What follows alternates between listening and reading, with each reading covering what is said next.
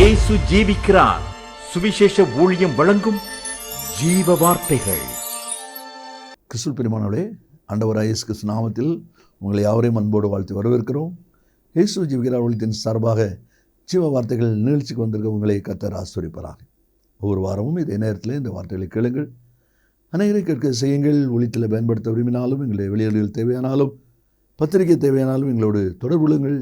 நாம் ஒருமித்து அவர் நாமத்தை உயர்த்துவோமாக. அவர் தமது வசனத்தை அனுப்பி அவர்களை குணமாக்கி அழிவுக்கு தப்புவிக்கிறார் என்ற வார்த்தையின்படி இந்த வார்த்தைகளை கேட்கிற ஒவ்வொருவருக்குள்ளும் அற்புதங்கள் நடக்கும் என்பதில் சந்தேகமே இல்லை. இந்நாளிலே தேவன் நமக்கு தருகிற வார்த்தை நான் வாசிக்கிறேன். ஜெபத்துடன் கேளுங்கள். சாமுவேலின் முதலாம் புஸ்தகம் 9ஆம் அதிகாரம் 3ஆம் வசனம். 1 சாமுவேல் 9:3. சவுலின் தகப்பனாகிய கீசுடைய கழுதைகள் காணாமற் போயிற்று. ஆகையால் கீஸ் தன் குமாரனாகிய சவுலை நோக்கி, நீ வேலைக்காரரில் ஒருவனை கூட்டிக் கொண்டு கழுதைகளை தேட புறப்பட்டு போ என்றான். அருமையான கர்த்தருடைய பிள்ளைகளே, இந்த வசனத்தில் சொல்லப்பட்டிருக்கிறது, சவுலுடைய கழுதைகள் காணாமற் போயிற்று. அப்பா கீஸ் அவனை கூப்பிட்டு வேலைக்காரன் ஒருத்தனை கூட்டிக்கிட்டு கழுதைகளை போய் தேடி கொண்டு வா. கழுதை அல்ல, கழுதைகள். எத்தனை கழுதையே தெரியல, காணாமல் போயிற்று. அதை போய் தேடி கொண்டு வா என்று சொல்கிறான். அவனும் அதே போல் தேடுகிறான், போகிறான். அந்த அதிகாரத்தின் கடைசியில் பார்த்திங்கன்னா கழுதை கிடைச்சது, வந்து சேர்ந்துட்டாங்க என்பது சரித்திர சம்பவம். இன்றைக்கி ஆவியானவர் நம்மிடத்தில் கேட்கிற காரியம் என்ன? அன்றைக்கு சவுலுடைய கழுதைகள் காணாமல் போச்சுது. அவன் தேடி பிரயாசப்பட்டு போய் அவைகளை கண்டுபிடித்து கொண்டு வந்தான். இன்றைக்கு இந்த வார்த்தையில் கேட்டுக்கொண்டிருக்கிற அன்பு நேச பிள்ளைகளே, உங்களுடைய வாழ்க்கையில் கூட காணாமற் போன அனுபவங்கள் இருக்குது. உங்களுக்கு தெரியுதா? அதை தேடிருக்கீங்களா? அதை எத்தனை பேர் கண்டுபிடிச்சிருக்கீங்க? அதைத்தான் கர்த்தர் கேட்குறார். ஏனென்றால் அந்த நாட்களிலே கழுதை என்பது அவர்களுக்கு மிகவும் உபயோகமான ஒரு மிருகம். ஆதியாகமம் 22ஆம் அதிகாரம் 3ஆம் வசனத்தில் கர்த்தர் சொன்ன வார்த்தையின்படி ஈசாக்கை பலியிடுவதற்கு ஆபிரகாம் புறப்படும்போது கழுதைக்கு மேலே சேனம் கட்டி விரவெல்லாம் தூக்கிச்சு கொண்டு வராங்க, பாரத்தை கொண்டு போகிறதுக்கு. அதே போல் ஆதியாகமம் 42ஆம் அதிகாரம் 26ஆம் வசனத்தில் யோசிப்பட்டு இந்த தானியத்தை வாங்கி கொண்டு சகோதரர்கள் போகிறாங்க. அப்படி போகும்போது அவங்க எல்லாரும் மூட்டை முடிச்சா கட்டி கழுதைக்கு மேலே வச்சு சுமை சுமப்பதற்கு அதை பயன்படுத்தி இருக்கிறாங்க. பெலியாமுடைய சரித்திரத்தில் கழுதையினுடைய வாயை கர்த்தர் திறந்த உடனே அது பேசுது. அப்போ சொல்லும்போது அது சொல்லுது, நீர் இத்தனை காலம் ஏறின கழுதை நான் அல்லவா? அப்போ பிரயாணத்துக்கும் கழுதை பயன்படுத்தியிருக்கிறாங்க. இப்படிப்பட்ட பிரயாணத்துக்கு பயனான சுமை சுமப்பதற்கு பயன்படுத்தக்கூடிய அந்த கழுதை அவருடைய வாழ்க்கையில் மிக முக்கியமான ஒரு அம்சம். அது காணாமல் போயிட்டு அதை தேடி கண்டுபிடிச்சாங்க. இன்றைக்கி ஆவிக்கிற உலகத்தில் வாழ்ந்து கொண்டிருக்கிற நம்ம, இந்த கிருபையின் காலத்தில் வாழ்ந்து கொண்டிருக்கிற நாம் என்னென்ன காரியங்களை காணாமற் போக இழந்திருக்கிறோம், அதை எப்படி தேடி இருக்கிறோம், அதை தான் வேதாந்தத்திலிருந்து சில அனுபவங்கள் மூலமாய் நம்ம சிந்திக்க போகிறோம். தேவனுடைய பிள்ளைகளை நாமும் எவ்விதமாய் அதில் கருத்தோடு கரிசனையோடு அதை தேடுகிறோம் என்பதை தான் கர்த்தர் பார்க்கிறார்.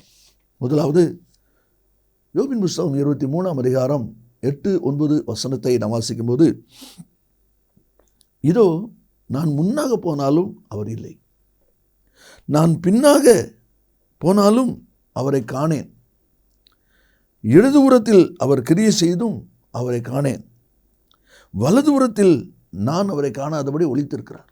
நல்ல கவனிங்க, கர்த்தர் தேடுறா.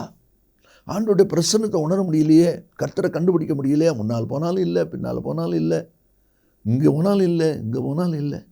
ஆனால் கிரியை செய்கிறார், செயல்படுகிறார். ஆராதனை நடக்கு, பாட்டு நடக்கு, ஜெபம் நடக்கு, சோத்திரமும் நடக்கு. ஆனால் யாரை காணலை? ஆண்டவரை காணலை, அவருடைய பிரசன்னத்தை காணலை. இந்த வார்த்தையை கேட்கிற அன்பு நேச பிள்ளைகளை, உங்களுடைய வாழ்க்கையை யோசித்து பாருங்கள். ஒரு நாளிலே நீங்கள் ஜெபிக்கிற பொழுது ஆண்டவருடைய சமூகத்தில் கண்ணீரோடு நீங்கள் கண்களை மூடி பரலோகத்துக்கு நேராக உங்களுடைய கரங்களை ஏறெடுக்கும் போது கர்த்தருடைய பிரசன்னம் இறங்குமே, தேவனுடைய வெளிச்சம் உண்டாகுச்சே, தேவனுடைய வெளிப்பாடு கிடைத்ததே, வசனத்தின் வெளிச்சம் வந்ததே, கண்களில் பூரிப்பு வந்ததே. இன்றைக்கு இருக்கா? இன்றைக்கு இருக்குதா? அந்த பிரசன்னத்தை உணர்றீங்களா? ஆனால் கிரியை செய்கிறார்.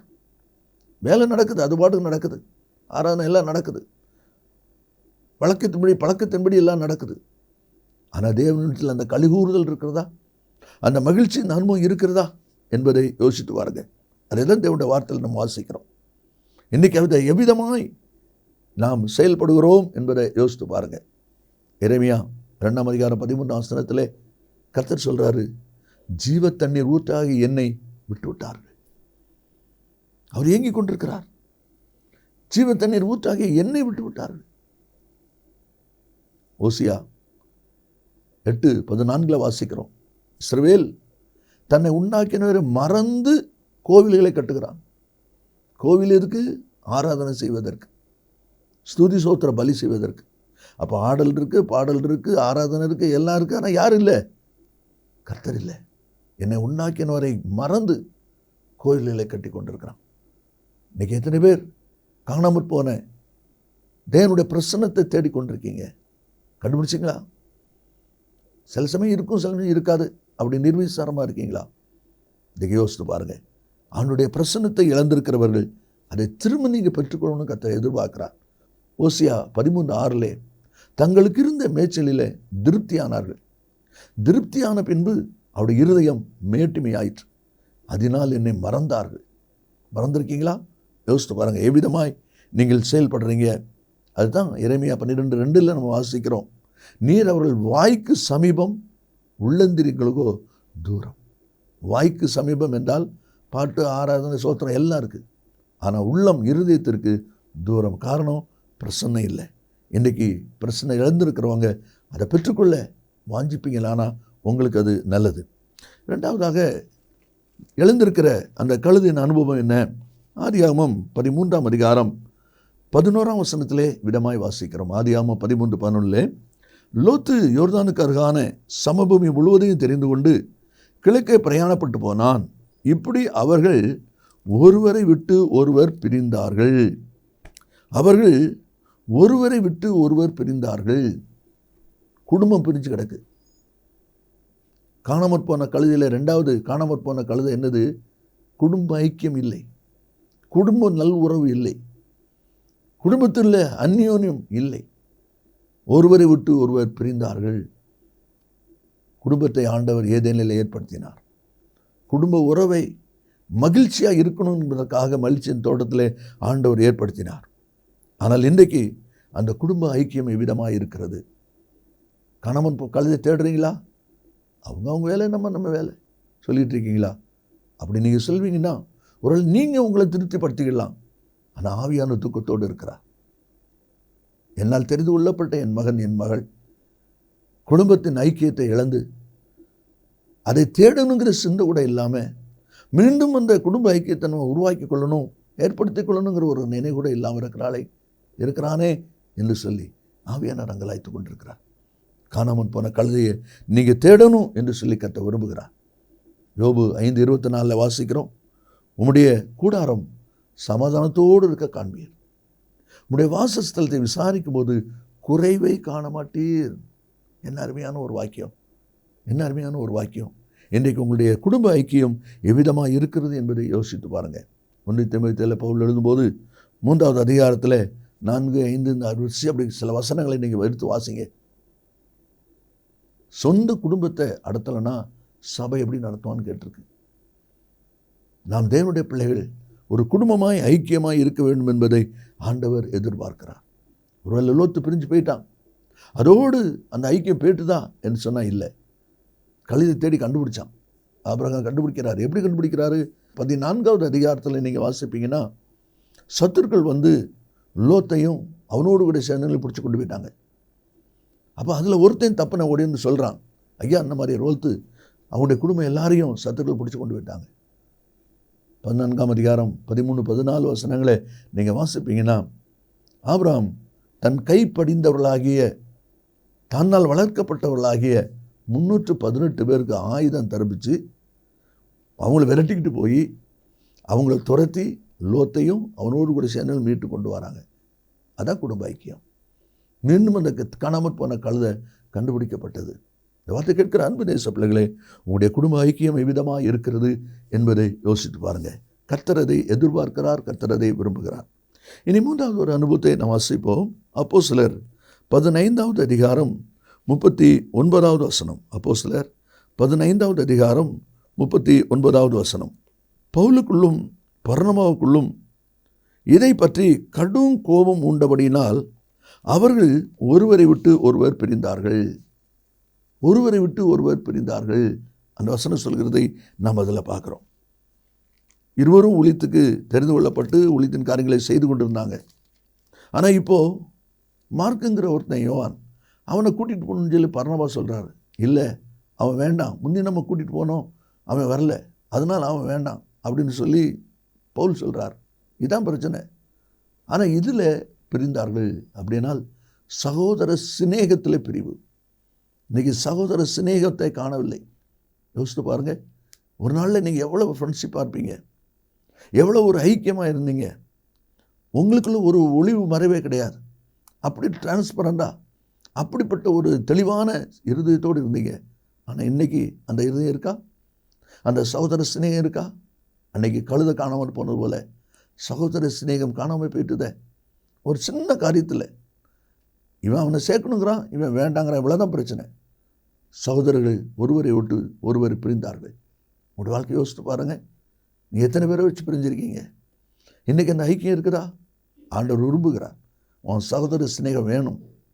தூரத்தில் இருக்கிற சகோதரனை காட்டிலும் சமீபத்தில் இருக்கிற அயலானே வாசி என்று சொல்லி நம்ம வாசிக்கிறோமே, அதே போல் தூரத்தில் இருக்கிற சகோதரன் மட்டும் நினைக்காத. நீதிமொழி 27ஆம் அதிகாரம் 10ஆம் வசனத்தை நீங்கள் வாசிப்பீங்கன்னா அதில் தெளிவாய் சொல்லப்பட்டிருக்கிறது. தூரத்தில் இருக்கிற சகோதரன் நினைச்சு பக்கத்தில் இருக்கிற அயலானை பகைக்காத, அவங்ககிட்ட விரோதத்தை சம்பாதிக்காத. நீ அந்த சிநேகத்தை நாடு. இன்றைக்கு அந்த சகோதர சிநேகம் உன வாழ்க்கையில் காணாமல் போயிருக்கு. தெரியுதா உனக்கு? அதை திரும்ப நம்ம எடுத்துக்கிட்டோன்னு சிந்தை இருக்குதா? அந்த சிந்தை இருந்ததுன்னு சொன்னால் நீ தேவனுடைய மனுஷன், நீங்கள் தேவனுடைய மனுஷன். அதெல்லாம் முடியாது. அவங்க கதையை அவங்க பார்ப்பாங்க, என் கதையை நான் பார்ப்பேன் அப்படி சொன்னீங்கன்னா உங்கள் வாழ்க்கையில் நீங்கள் இருக்கலாம். ஆனால் ஆண்டவர் துக்கப்படுகிறார். உங்களுக்குள்ள இருக்கிற ஆவியான துக்கப்படுகிறார். உன் சகோதர சிநேகம் வேணும். காணாமற் போன கழுதையை சவுல் தேடி கண்டுபிடிச்சானே, அதே போல் இந்த சகோதர சிநேகத்தை நீ இழந்து நிற்பதை நான் விரும்பவில்லை.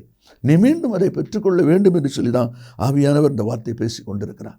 ஒருவேளை பவுலும் பர்னபாவும் பிரிந்து போனார்கள் என்று சொல்லப்பட்டிருக்கு. ஆனால் அதே சமயத்தில் கலாத்தியர் 2ஆம் அதிகாரம் 1வது வசனத்தை நீங்கள் வாசிப்பீங்கன்னா மீண்டும் அவர்கள் இருவரும் சேர்ந்து ஊழியம் செய்தார்கள் என்பதை அந்த பகுதியில் நம்ம வாசிக்க முடியும். கலாத்தியருக்கு நிருபம் எழுதும்போது அவர் அதை தெளிவாக எழுதுகிறதை நாம் அதில் பார்க்கலாம். 2ஆம் அதிகாரம் 1ஆம் வசனத்தில் 14 வருஷம் சென்ற பின்பு நான் தீத்துவை கூட்டிக் கொண்டு பர்னபாவுடனே கூட மறுபடியும் எருசலேமுக்கு போனேன். இந்த வார்த்தையில் கேட்கிற அன்பு நேசப்பிள்ளைகளே, உங்களுடைய வாழ்க்கை யோசித்து பாருங்கள். எவ்விதமாக நீங்கள் இருக்கீங்க? காணாமல் போன கழுதையை போனால் போட்டுன்னு விட முடியாது. அவன் தேடி கண்டுபிடிச்சான். அதே போல் உங்களுடைய வாழ்க்கையிலையும் குடும்ப ஐக்கியத்தை இழந்திருக்கீங்க. அதை கண்டுபிடிங்க. கர்த்தர் அதில் விருப்பமாக இருக்கிறார். சகோதர சிநேகத்தில் நீங்கள் பிரிஞ்சு போயிருக்கீங்க. ஆனால் கர்த்தர் அதை எதிர்பார்க்கிறார். கடைசியாக 4வது ஒரு அனுபவம். எரேமியா புஸ்தகம் 8ஆம் அதிகாரம் 15வது வசனத்தை நாம் வாசிக்கும் போது, சமாதானத்துக்கு காத்திருந்தோம், பிரயோஜனம் இல்லை. ஆரோக்கிய காலத்துக்காக காத்திருந்தோம், இதோ ஆபத்து. 4வது ஒரு அனுபவம். அந்த நாட்களில் ஆரம்ப நாட்களில் இருந்த அந்த சமாதானம் இன்னைக்கு இல்லை. அது நிமித்தம் சந்தோஷம் இல்லை. உங்களுடைய வாழ்க்கை யோசித்து பாருங்கள். எத்தனை பேர் சொல்லுவாங்க, என்ன செய்கிறது, சாகாமல் இருக்கேன், நடப்பன மாதிரி அலையிறேன். இப்படி சொல்லுறேன் நானும் பார்த்துருக்கிறேன், நீங்களும் பார்த்துருக்கலாம். நீங்கள் ஒரு நடப்பினமாக நடக்கிறத ஆண்டவர் ஒருபோது விரும்புறதில்லை. கர்த்தர் ஒருபோது விரும்புறதில்லை. என் பிள்ளைகள் எப்போதும் சந்தோஷமாக இருக்கணும். அதனால தான் கர்த்தருக்குள் மகிழ்ச்சியாக இருங்க, சந்தோஷமாக இருங்க, எப்பொழுதும் சந்தோஷமாக இருங்க என்று சொல்லி பிலிப்பில் நம்ம வாசிக்கிறோமே, அதுதான் தேவன் விரும்புகிற காரியம். அப்போ இப்படி ஆண்டவருடைய பிரசன்னத்தை இழக்கிற ஒரு நிலைமையும், குடும்பத்தினுடைய ஐக்கியத்தை இழக்கிற ஒரு நிலைமையும், சகோதர சிநேகத்தை இழக்கிற ஒரு நிலைமை வரும்பொழுது எப்படி சமாதானம் இருக்கும்? வாழ்க்கையில் எப்படி சந்தோஷம் இருக்கும்? ஏதோ என்ன செய்கிறது, உயிரோடு இருக்கிற வரைக்கும் வாழ்ந்து தான் ஆகணும். எவ்வளோ ஒரு வெறுப்பான ஒரு வாழ்க்கை. இது மகிழ்ச்சியான வாழ்க்கையா? இல்லையே. ஆனால் நீங்கள் சந்தோஷமாய் மகிழ்ச்சியாய் வாழ வேண்டும் என்பது தான் ஆண்டவர் எதிர்பார்க்கிறார். சங்கீத புஸ்தகத்திலே 51ஆம் அதிகாரம் 12வது வசனத்தை நான் வாசிக்கும் போது, உம்முடைய இரட்சணியின் சந்தோஷத்தை திரும்பவும் எனக்கு தந்து என்று சொல்கிறார். உம்முடைய இரட்சணிய சந்தோஷத்தை திரும்பவும் எனக்கு தந்து உற்சாக ஆவி என்னை தாங்குபடி செய்யும். திரும்பவும் எனக்கு தந்துன்னா அந்த சந்தோஷம் இழந்திருக்கோன்னு அர்த்தம். சமாதானத்தை எழுந்திருக்கீங்க அப்படின்னு சொல்லி அர்த்தம். நீங்கள் சந்தோஷத்தை, சமாதானத்தை எந்த இடத்துல தொலைச்சிங்களோ, எந்த இடத்துல விட்டுட்டீங்களோ, எந்த இடத்துல காணாமல் போச்சதோ அதை திரும்ப நீங்கள் எடுக்கணும். ஆண்டவர் அதை தான் விரும்புகிறார். அதனால தான் கொலோசியர் 3:15 வாசிக்கிறோம், தேவ சமாதானம் உங்கள் இருதயங்களை ஆழக்கடவது, தேவ சமாதானம் உங்கள் இருதயங்களை ஆழக்கடவது என்று சொல்லி அந்த வார்த்தை இருப்பதை நாம் அதில் பார்க்கிறோம். இப்படிப்பட்ட ஒரு ஐக்கியமும் அந்யோன்யமும் இல்லாததுனால தான் இன்றைக்கி அநேக மக்கள், அநேக குடும்பங்கள் சமாதான நிம்மதி இல்லாமல் ஏதோ வாழ்கிறோங்கிற ஒரு வெறுப்பான ஒரு வாழ்க்கை வாழ்ந்து கொண்டிருக்கிறாங்க. ஆனால் கர்த்தர் அதை ஒருபோதும் விரும்புகிறதே இல்லை. அதனால தான் இந்த வார்த்தைகளை கர்த்தர் இன்றைக்கு பேசி கொண்டிருக்கிறார். புலம்பல் 5:15 வாசிக்கிறோம், எங்கள் இருதயத்தின் கலிகூறுதல் ஒளிந்து போயிற்று, எங்கள் சந்தோஷம் துக்கமாய் மாறிற்று. சந்தோஷம் துக்கமாக மாறிற்று. உங்கள் வாழ்க்கை யோசித்து பாருங்கள், நீங்கள் என்ன நிலைமையில் இருக்கீங்க? நீங்கள் துக்கத்தோடு இருக்கிறத கர்த்தர் ஒருபோதும் விரும்பலை. இன்றைக்கி ஆண்டுடைய கருத்தில் அர்ப்பணிப்பீங்களா? சவுளுடைய கழுதைகள் காணாமல் போச்சுது. அவன் அதை தேடி கண்டுபிடிச்சான், சந்தோஷப்பட்டான். இன்றைக்கு உங்கள் வாழ்க்கையில் காணாமல் போன கழுதைகள் என்ன? முதலாவது ஆண்டுடைய பிரசன்னம், கர்த்தரை இழந்திருக்கிற ஒரு தன்மை. ரெண்டாவது குடும்ப ஐக்கியம் பிரிஞ்சு நிற்குது. கர்த்தர் அதை எதிர்பார்க்கிறார். சகோதர சிநேகத்தை இழந்திருக்கீங்க. ஆனால் நீங்கள் சகோதர சிநேகத்தோடு வாழணும் என்று சொல்லி கர்த்தர் எதிர்பார்க்கிறார். அது மட்டும் இல்லை, சமாதானமாய், சந்தோஷமாய், மனமகிழ்ச்சியாய் நீங்கள் வாழணும் கர்த்தர் எதிர்பார்க்கிறார். உங்களை அர்ப்பணிப்பீங்களா? அந்த சந்தோஷத்தை, சமாதானத்தை, ஆசீர்வாதமான ஒரு வாழ்க்கை தர அவர் ஆயத்தம். அதை பெற்றுக்கொள்ள நீங்கள் ஆயத்தமா? ஜெபம். நல்ல பிதாவே, நன்றியோடு துதிக்கிறோம். உடைய வார்த்தை ஆம் என்று மாமேன்னு இருப்பது காய்ச்சோம். இந்த வார்த்தையை கேட்கிற ஒவ்வொரு பிள்ளைகளும் தங்களை அர்ப்பணித்து சீக்கிரமாய் வரப்போகிற வருகையில் மோடு பங்கு உள்ள கர்த்தர் உதவி செய்கிறார். இயேசுவின் நாமத்தில் பிதாவே, ஆமென், ஆமென். கர்த்தர் உங்களை ஆசீர்வதிப்பாராக. ஆமென். மேலும் விவரங்களுக்கும் உங்கள் ஜெப தேவைகளுக்கும் நீங்கள் எங்களோடு தொடர்பு கொள்ள வேண்டிய முகவரி, ஜீசஸ் லிவ்ஸ் காஸ்பல் மினிஸ்ட்ரீஸ், சகோதரர் John M Jeyaraj, 123A Dohnavur road, Mavadi, Nellai மாவட்டம், தென்னிந்தியா 627107. செல்போன் 9443113292.